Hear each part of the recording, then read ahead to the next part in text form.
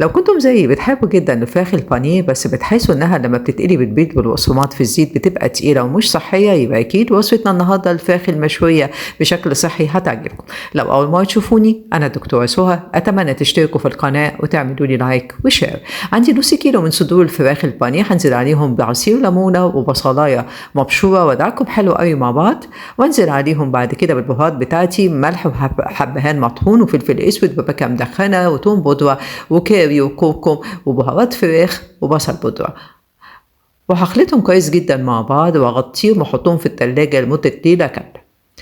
وهبدأ بعد كده أشوحهم في معلقتين زيت، أنا استخدمت زيت الزيتون لأنه أكثر صحيا، وهبدأ أشوح الفراخ على الجنبين في الزيت البسيط اللي أنا حطيته لحد ما تستوي. البهارات بتديها طعم حلو قوي عشان تطلع لنا بالشكل والطعم الحلوين دول.